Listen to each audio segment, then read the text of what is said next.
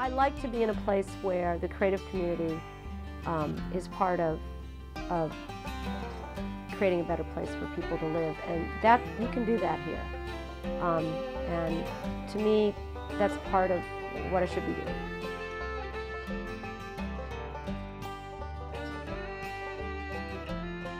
The South is really another country, and the sense of history here is so prevalent and ever present.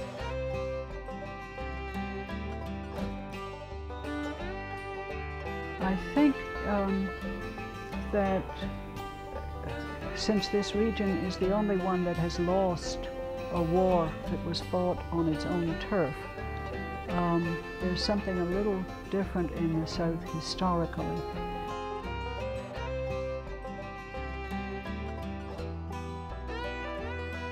I just think that you put that all together and you've got a recipe for great stories. And America's hungry for a sense of place. I think as the world becomes more homogenized that way, really because of manufacturing and industry, I guess, people crave their roots. They crave the sense of place that Southern literature brings to the world. So I think that's part of why it's so popular. It's what people lack. You go to Boston. Boston has a history. Doesn't live it. Doesn't breathe it. New York has a history, but it doesn't live it. It doesn't breathe it. Charleston lives and breathes its history.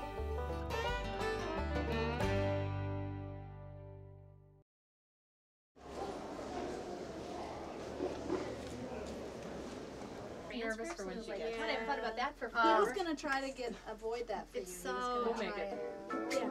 Okay. Not this Friday. Well, you know, first off, there's the whole question of Southern literature. What makes literature Southern? Well, it has a sense of place. You know it's Southern because you feel it intensely. Usually it's got conflict in it, you know, and it's got something that's got a lot of ripples and unexpected consequences, turns. And why is there Southern literature? You never hear about Northern literature. You don't hear about Midwestern literature. It usually has some kind of sense of religion or religiosity on some level, and or violence. I mean, these are often the traits. This writer decided that he needed to figure out what was the common thread that ran through Southern literature. And it was the decision of the writer, with lots of examples, that what constituted, what made something Southern literature was the presence of a dead mule, one or more dead mules. A sense of loss makes people write, because you want to make it better. There isn't this need to, keep your pain and your fear and all that inside and control it, and in the South it's just let it all hang out. People who lose wars and who watch their wealth vanish have not much to do but sit around and tell stories, and that has characterized Southerners ever since 1865, pretty much. We had a tremendous history before the Civil War, and we lost. You look at some of the greatest writers from that century, like Tennessee Williams, for example. What was happening is writers were developing their own voice, and they were creating literature that grew out of this place that was like nothing else anyone had read. And it's still that way. There was that era of time called the Charleston Renaissance, basically the time between the world wars. And the analogy that I use about that time is sort of using an analogy from the weather, hot and cold. If you have a hot front and a cold front coming together, an incredible storm or very dramatic things happen.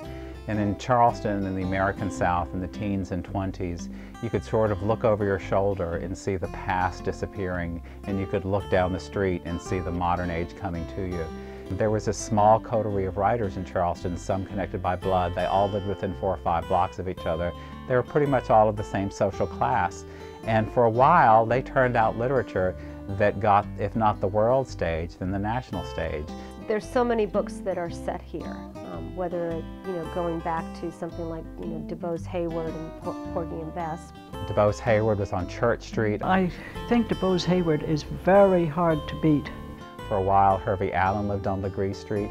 Josephine Pinckney had been born on Legree Street. Now, I don't know if I can include Pat in this. Pat Conroy, if you call him a Charleston writer, he moves around a lot.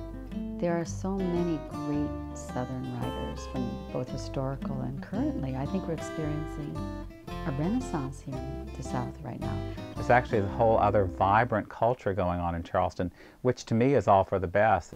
I don't know Gary Smith. Gary Smith. Robert Jordan. Mary Alice Monroe. It's hard to pick favorites because some of these people are my best friends.